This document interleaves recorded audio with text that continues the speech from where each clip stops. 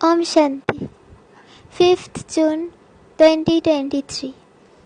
मीठे बच्चे, इस समय तुम सबकी वानप्रस्थ अवस्था है। तुम्हें वाणी से परे अब वापिस घर चलना है, इसलिए बाप को याद करो। प्रश्न: 21 जन्म सुख मिलने का आधार क्या है? उत्तर: 63 जन्मों की भक्ति। जिन्होंने पहले पहले शतप्रधान भक्ति की है, अर्थात जो पुराने अनेक जन्म के भक्त हैं, वही अब ज्ञान लेते हैं। उन्हें ही 21 जन्म का सुख प्राप्त होता है। अभी तुम्हारा भक्ति का पाठ पूरा हुआ। भगवान तुम्हें भक्ति का फल देने आए हैं। भक्त भगवान नहीं हो सकते। गीत: माता ओ माता तू है सबकी भाग्य विधाता। ओम शांति। बच्चों ने माता की महिमा सुनी। अब माता को तो भगवान नहीं कहा जा सकता, क्योंकि भगवान को तो पिता कहा जाता है, परम पिता। अब पिता है तो माता भी जरूर है। माता को बहुत मानने वाले हैं। माता है तो पिता भी है। माता अपने को भगवान कह न सके, ये पॉइंट धारण करने की है।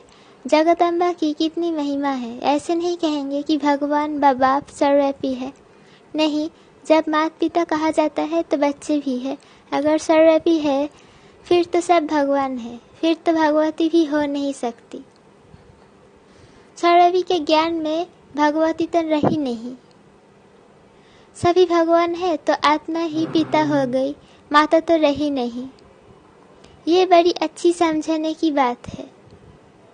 तुम जानते हो कोई भी आत्मा अपने को भगवान कह नहीं सकती। भक्त कहे हम भगवान है तो फिर माता सिद्ध हो नहीं सकती।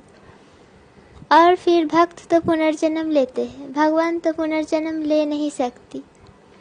भगवान तो पुनर्जन्म ले नहीं सकता। ऐसे तो नहीं भगवान को अपना शरीर है। तो इस सर्वव्यापी की बात पर अच्छी रीति समझना है। भक्तों के लिए भगवान चाहिए ना। अनेक भक्त थे, ब्रदर्स और सिस्टर्स, सभी भक्त थे। आत्मा कहती है इस समय में भक्ति कल्ट में हूँ। फिर आत्मा कहती अब मुझे बाप मिला है तो मैं ज्ञान में हूँ। आत्मा ही ज्ञान सुनती है। भक्त तो पुनर्जन्म लेते हैं, भगवान तो पुनर्जन्म ले नहीं सकते। ये इनका शरीर है नहीं। ये तो सभी जानते हैं 5 तत्वों का शरीर लेकर भगवान को जन्म नहीं लेना है। वो तो परकाया प्रवेश करते हैं। ये ब्रह्मा विष्णु शंकर भी सूक्ष्म वतनवासी है, तो हर एक बात अच्छी रीति बुद्धि में बिठानी है। आत्मा कहती है मैं एक पुराना शरीर छोड़ दूसरे में प्रवेश करती हूँ। पुराना शरीर छोटा है या बड़ा है, एक शरीर छोड़ दूसरा लेता हूँ। यहाँ तो अचानक भी छोटे व बड़े का शरीर छूट जाता है, परंतु वहाँ तो पूरी आयु होने पर समझते हैं अब पुराना शरीर छोड़ नया लेना है। तो ये ज्ञान आत्मा में है ना। आत्मा पुनर्जन्म लेती है। परमात्मा के लिए तो नहीं कहेंगे। ब्रह्मा विष्णु शंकर को भी परमात्मा नहीं कहेंगे, वे भी सूक्ष्म वतनवासी है। बाबा तो मूल वतनवासी है। और कोई नहीं समझते हैं कि परमात्मा मूल वतन निर्वाण धाम में रहने वाले हैं। निर्वाण धाम अर्थात वो वाणी से परे धाम है, इसलिए वानप्रस्थ नाम पड़ा है। वाणी से परे अवस्था में जाने के लिए 60 वर्ष की उम्र के बाद जब बूढ़े होते हैं तो वानप्रस्थ लेते हैं। यहाँ तो तुम छोटे बड़े सब समझते हो कि हम वानप्रस्थी है। आत्मा कहती है मुझे वाणी से परे स्थान में जाना है। आत्मा को मेल कहा जाता है। जब शरीर में आती है तब आत्मा कहती है इस समय मुझे मेल अथवा फीमेल का तन मिला है। तो आत्मा को अब वानप्रस्थ में जाने का पुरुषार्थ करना है। आत्मा को मेल कहा जाता है। माताएं कभी वानप्रस्थ नहीं लेती, परंतु यहाँ बाप समझाते हैं आत्मा तो मेल है। तुम सभी आत्माओं की वानप्रस्थ अवस्था है। अब सबको वापिस जाना है। मैं तुम सबको वापिस ले जाने के लिए आया हूँ, इसलिए अब मुझे याद करो तो मेरे धाम में आ जाएंगे। ये कोई मनुष्य कह न सके, सुप्रीम रूह बाप ही कहते हैं। सन्यासी उदासी ऐसे बच्चे कहे बात कर नहीं सकेंगे। बाप का ज्ञान किसमें है नहीं। पूछो भगवान कहाँ है तो कहेंगे सर्वव्यापी है। गोया भगवान का ज्ञान कोई में है नहीं, इसलिए भक्ति करते हैं भगवान से मिलने के लिए, परंतु कैसे और कब मिलेंगे ये किसको पता नहीं है। बाप कहते हैं कांटकोटों में कोई मुझे पहचानते हैं। मनुष्य तो सरसों मिसिल अथाह है। इनमें कोई जो सिकिलत है वही आकर मुझे पहचानेंगे और बाप से अपना वर्षा लेंगे। तुम समझ सकते हो कि इस समय सभी भक्त थे, चाहते हैं कि हम भगवान से भक्ति का फल लेवे। अगर तुम सब भगवान हो तो फिर भक्त तो कोई हो नहीं सके। अगर तुम भगवान हो तो बाकी तुमको क्या चाहिए? भक्तों को फिर मिलना है भगवान से। अपने को भगवान कहना ये तो एक इंसल्ट है, इससे बड़ी इंसल्ट कोई होती नहीं। अल्लाह से तो हम बहिश्त का वर्षा लेना चाहते हैं। तुम कहते हो हम अल्लाह है, अब तुम ही जज करो। तुमको कोई कहे हम अल्लाह है, ये कैसे हो सकता है? अल्लाह तो सबसे बड़ा है। ये बहुत समझने की बातें हैं। कभी भी कोई अपने को अल्लाह व भगवान कह न सके। बाप सबका एक होगा।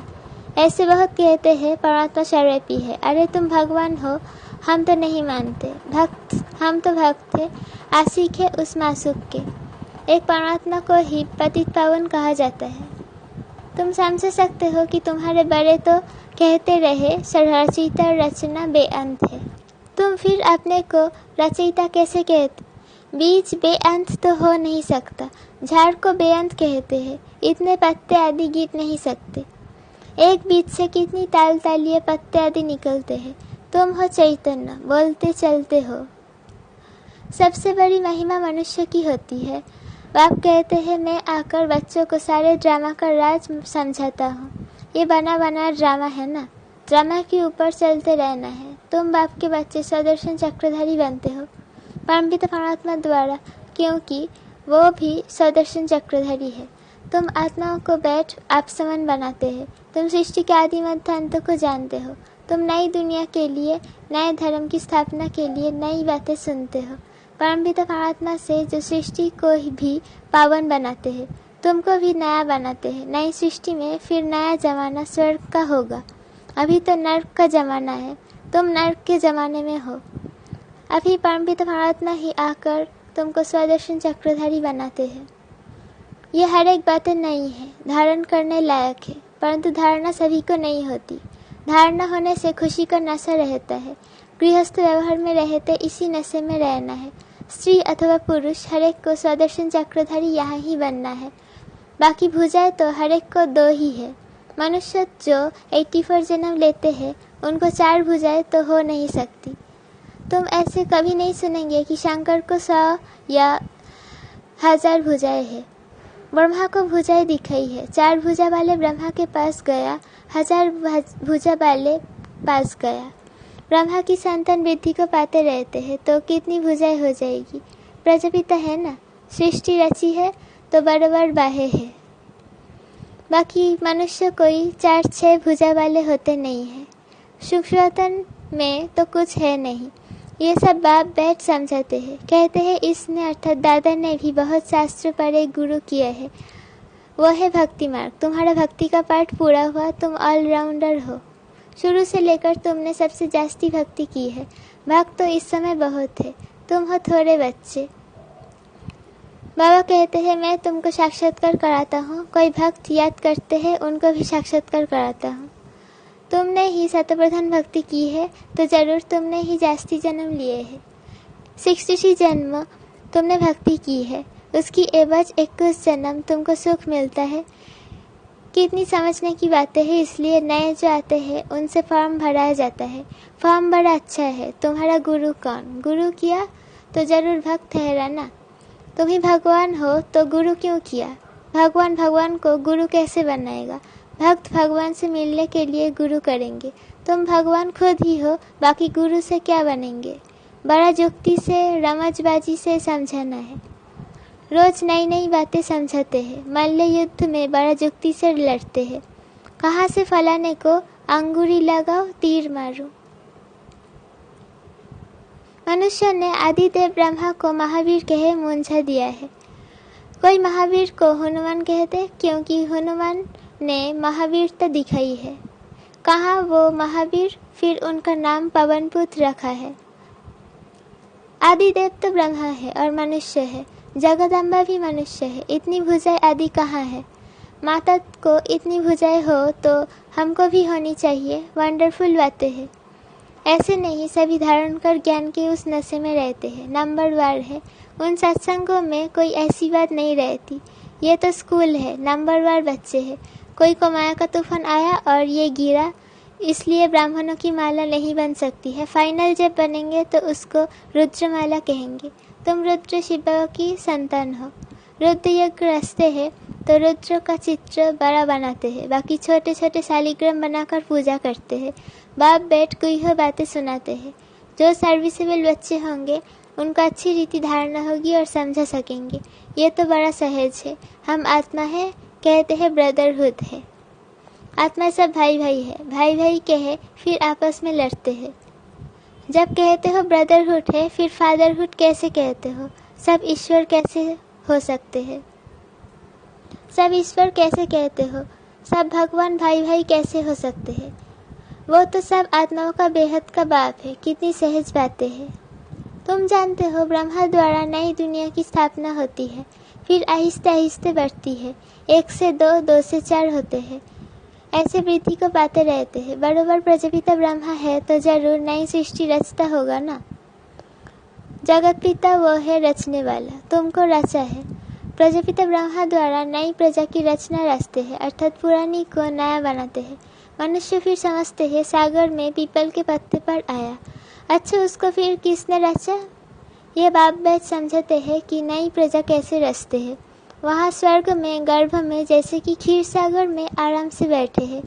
उस समय कोई ज्ञान नहीं रहता। शास्त्र में तो कैसी बातें लिख दी है। प्रलय भी बड़ी और छोटी दिखाते हैं। वो कहते हैं प्रलय होती है, बाप कहते हैं प्रलय कभी होती नहीं। मैं आता हूँ ब्रह्मा द्वारा भारत को पतित से पावन बनाने। पतित दुनिया में मुझे आना पड़ता है। तुम जानते हो कल्प कल्प हम बच्चे बाप द्वारा भारत को पतित से पावन बनाते हैं। एक एक को भू भू करते हैं। सब बिकारी पतित है, बाप है पतित पावन। उन द्वारा हम भी खुदाई खिदमत कर बनते हैं। हम भी पावन बनते हैं और बनाते हैं। अच्छा, माता पिता बाप दादा का मीठे मीठे सिखिले बच्चों प्रति याद प्यार और गुड मॉर्निंग। रूहानी बाप की रूहानी बच्चों को नमस्ते। हम रूहानी बच्चों की रूहानी माता पिता बाप दादा को याद प्यार, गुड मॉर्निंग और नमस्ते। शुक्रिया बाबा, शुक्रिया। धारणा के लिए मुख्य सर पहला पॉइंट, इस बने बनाए ड्रामा पर चलते रहना है। ज्ञान का सिमरन कर स्वदर्शन चक्रधारी बनना है। सदा खुशी में रहना है। दूसरा पॉइंट, भक्तों को भगवान का सत्य परिचय देना है। भटकने से छुड़ाना है। ब्रह्मा की मदद कर भुजा बन, खुदाई खिदमतकार बनना है।